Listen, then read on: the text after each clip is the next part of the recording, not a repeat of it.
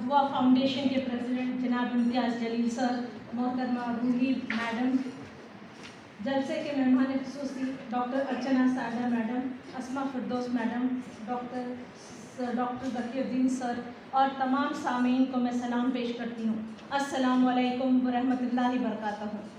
आज मैं दुआ फाउंडेशन के तहे दिल से शुक्रगुजार हूँ और मशकूर हूँ कि उन्होंने मुझे आप सब से रूबरू होकर मुलाकात का शर्फ बख्शा है। आप लोगों को जो आज 50 सिलाई मशीन दी जा रही है, मैं समझती हूँ कि हमारे जो इम्तियाज़ जलील सर है और मैडम हैं, ये लोगों के जो एक जज्बा है कि हमारी कौम को और हमारी सोसाइटी को मजबूत करने का, बारोज़गार और बाहुनर बनाने का, ये उसका पहला कदम है। ये मशीनें सिर्फ मशीनें नहीं हैं, ये आपके रोज़गार का ज़रिया बनेगी, जहाँ पे आप ड्रेस सिएंगे। सिंपल बैग, आजकल पॉलीमर वेस्ट कम करने का पूरी दुनिया में बोला जा रहा है, ताकि हम लोग कम से कम पॉलीथीन का इस्तेमाल करते हुए कपड़े का इस्तेमाल ज़्यादा करें। एक पॉलीथीन बैग भी आपको 5 रुपये 15 रुपये एक घर बैठी औरत को कमाने का मौका मिलता है। हॉस्पिटल के ऑर्डर्स आपको मिल सकते हैं, चादर हो गया, कोट हो गया, एप्रन हो गया है। और इसी तरह इतनी दूर ही क्या जाना, हमारे झंडे जो बिकते हैं हर साल, बनते हैं तो सिर्फ 1 रुपये में, बिकते हैं 5 रुपये में। तो हमारी बहनें घर बैठे 4 रुपये कमा सकती है और इस सब को कमाने के बाद दुआ फाउंडेशन को दुआ दे सकते हैं। ये एक सरदार का फोरसाइट होता है कि वो अपने लोगों को मजबूत करता है। और जब हमारे पास ऐसी लीडरशिप है तो मैं सोचती हूँ अगर आप लेडीज़ इन मशीनों को एक साथ ऑपरेट करें, कहीं से ऑर्डर्स ले, तो हम गारमेंट इंडस्ट्री का बेस्ट एग्जाम्पल बन सकते हैं। अगर आप लोग देखेंगे, पाकिस्तानी सूट खरीदते हैं हम 1100 रुपये में, सूरत का कपड़ा खरीदते हैं हम 700 रुपये में, लेकिन आप क्या जानते हैं, कपास सबसे ज़्यादा मराठवाड़ा में होता है। कॉटन का कपड़ा सबसे ज़्यादा मराठवाड़ा में होता है। कॉटन ये प्रोसेसिंग के लिए स्टेट के बाहर जाता है। अगर इस फन को हासिल करने के बाद आपने पैच वर्क, एम्ब्रॉयडरी, मुकेश का काम, ये सब को अच्छे से नफीस तरीके से करेंगे और एक्सपोर्ट करेंगे, तो मुरादाबादी काम या लखनऊ के काम की तरह औरंगाबाद के स्टिच का भी एक नाम हो सकता है। जिसने आपको आज ये मशीनें दी है, अपने फन से शहर को अपनी पहचान दीजिए। मैं आप सब से ये गुजारिश करूँगी।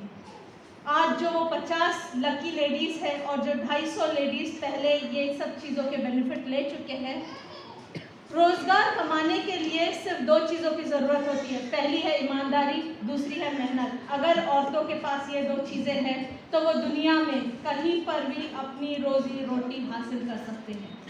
आज इस फंक्शन में मैंने और एक चीज़ देखी है कि हमारे पास मेहंदी के टीचर्स हैं, मेहंदी सिखाने वाले। और मैं टेक्नोलॉजी की स्टूडेंट हूँ, मैं एक इलेक्ट्रॉनिक डिज़ाइन टेक्नोलॉजी की स्टूडेंट हूँ। शायद आई हुई सभी ख़वातीन यहाँ पर एक फ़ोन लेकर आए हैं।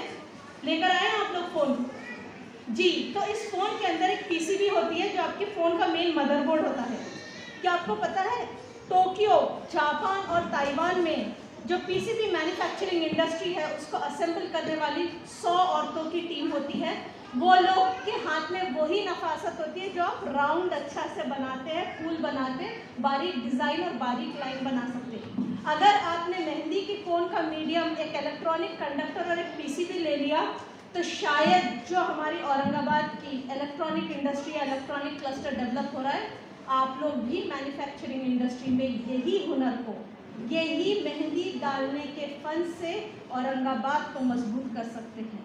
आप बोलेंगे कि मैडम बहुत आगे की सोच रखते हैं। जब ख्वाब बड़े रखोगे तो शायद मेहनत करके हासिल कर ही लोगे।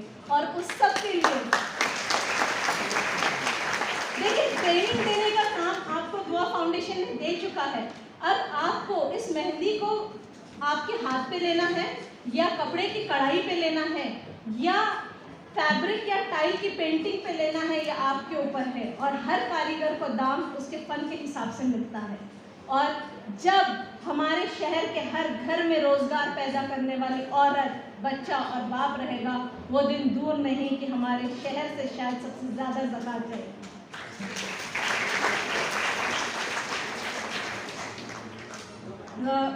अभी मुझे बहुत खुशी हुई थी पेपर में जब मैंने पढ़ा था कि सर ने पुलिस प्री ट्रेनिंग के लिए औरतों का एक खुसूसी बैच शुरू किया था। और उस वक्त मेरे जहन में एक लफ्ज़, एक सेंटेंस आया था, हम वतन होना, ये हम वतन होना और ये वतन हमारा है, ये जान लेना औरतों के लिए बहुत ज़रूरी है। मैं वापस बोलूँगी, हम वतन होना ये एक अलग बात है, ये वतन हमारा है, ये जान लेना औरतों को बहुत ज़रूरी है, क्योंकि तभी हम हर शोबे में आगे आएंगे और अपनी पहचान बना सकेंगे। आपने देखा होगा काफ़ी सारे जिंसी में या शहर के दूसरे एरिया में एक मिसेस पुलिस डिपार्टमेंट में मिसेस निम्बोरे हैं, जो कि पुलिस डिपार्टमेंट में खिदमत अंजाम देती हूँ। मैं उनके वालिद को सलाम पेश करती हूँ उनकी सोच के ऊपर। वो एक ग्रामीण में रहने वाले एक वालिद है जिन्होंने अपनी बेटी को पुलिस डिपार्टमेंट में पढ़ाने ज्वाइन करवाया, और आज वही निम्बोरे मैडम हम शहर की औरतों की मुहाफिज बनी हुई है, क्योंकि एक औरत अपनी परेशानी औरत के साथ शेयर करना पसंद करती है। हम में हर किसी में अलग अलग फ़न होता है। अगर आप लोग भी ये चीज़ जानेंगे तो हर चीज़ में आप आगे आ सकेंगे। और जब भी मैं कहीं जाती हूँ और ये स्कार्फ के साथ पाई जाती है, लोग बोलते हैं गवर्नमेंट जॉब में कैसे चले गए? बहुत आसानी से पूछते। आर्मी में भी लोगों ने पूछे आर्मी में कैसे आ गए? तो मेरे को एक ही कहना है आप सब लोगों से, गवर्नमेंट नौकरी देते वक्त काबिलियत देखती है और हर जगह आपके लिए अपॉर्चुनिटीज़ खुली है, लेकिन हमारे जो माशरा है या कॉम्पिटिटिवनेस नहीं रखने की वजह से हम जो अपने आप को खुद ही को हमने एक नाअहलियत के तासुब का नाम देकर अपने आप को हालात से पर्दापोश कर दिया है, और इसी वजह से हम कॉम्पिटिटिव एग्ज़ाम से पीछे रहते हैं। मेरी तमाम वालिदैन से जो यहाँ पे औरतें हैं जो कि अपने बच्चों के लिए भी, मेरी एक ही रहेंगी, उनको पढ़ाइए, मेहनत करने